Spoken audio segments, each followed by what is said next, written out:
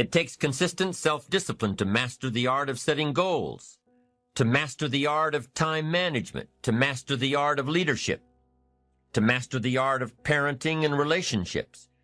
If we don't make consistent self-discipline part of our daily lives, the results we seek will be sporadic and elusive. It takes a consistent effort to truly manage our valuable time, or we'll be consistently frustrated. It takes discipline to conquer the nagging voices in our minds, the fear of failure, the fear of success, the fear of poverty, the fear of a broken heart. It takes discipline to keep trying when that nagging voice within us brings up the possibility of failure. It takes discipline to admit our errors and recognize our limitations. The voice of the human ego speaks to all of us. Sometimes the voice of ego says that we should magnify our value beyond our results. It leads us to exaggerate, to not be totally honest. It takes discipline to be totally honest, both with ourselves and with others. Be certain of one thing: every exaggeration of the truth, once detected by others, destroys our credibility and makes all that we say and do suspect. As soon as a business colleague figures out that we tend to exaggerate, guess what? They'll always think we exaggerate, and they'll never quite hold us in the same regard again. Never. It takes discipline to change a habit, because habits are formed a little bit each day, every day, every day. Once habits are formed, they act like a giant cable. They act like a nearly unbreakable instinct that only long-term disciplined activity can change. We must unweave every strand of the cable of habits slowly and methodically until the cable that once held us in bondage becomes nothing more than scattered strands of wire. It takes the consistent application of a new discipline, a more desirable one, to overcome one which is less desirable. It takes discipline to plan. It takes discipline to execute our plan. It takes discipline to look with full objectivity at the results of our applied plan. And it takes discipline to change either our plan or our method of executing that plan if the results are poor. It takes discipline to be firm when the world throws opinions at our feet. It takes discipline to ponder the value of someone else's opinion when our pride and our arrogance leads us to believe that we are the only ones with the answers. Now, if discipline is the key word and if discipline is the key action, then what exactly is discipline? One good answer might be that discipline is a constant human awareness of the need for action and a conscious act by us to implement that action.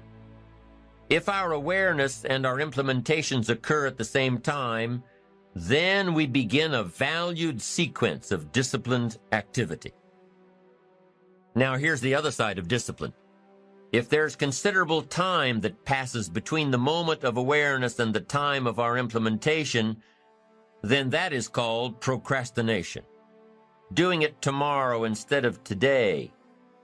Procrastination, an almost exact opposite of discipline.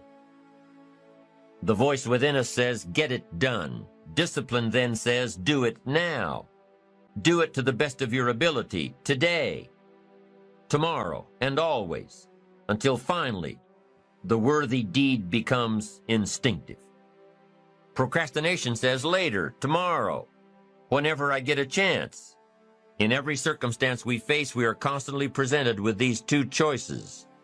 Do it now or do it later. Discipline and procrastination.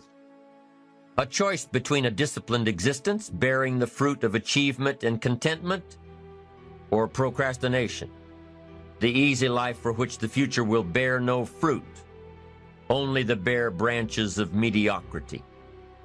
Use the ABCDE method. Many people have told me that this method changed their lives, doubled their income, transformed their productivity, so I have to give it to you. A is a must-do. This is something that has serious consequences if you don't do it. Your boss is going to be mad, your customer is going to be really unhappy. There's serious consequences if you don't do it, So it's something you must do. This is a top priority in your daily work list. A second are things that you should do.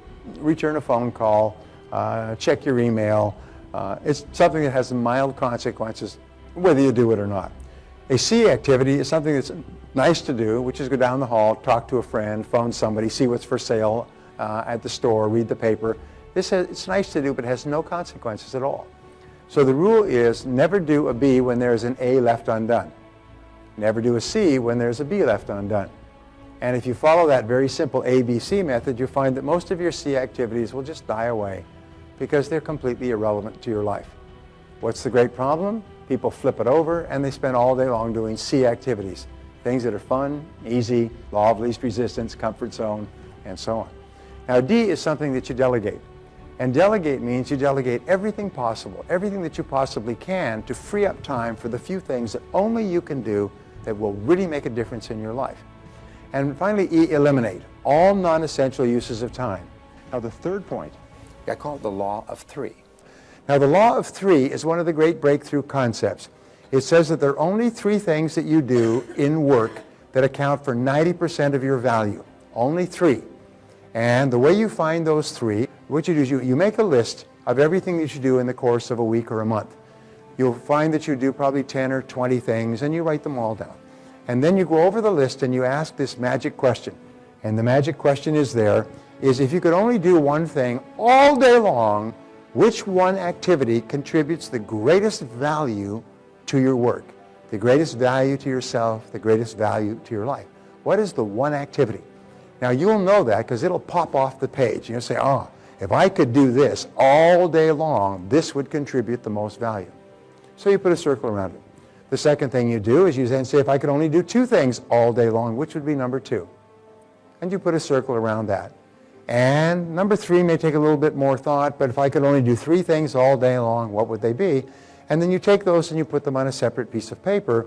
And then as you look at that, you'll see that if I just did these three things all day long, I would contribute more value to my company than everything else I do.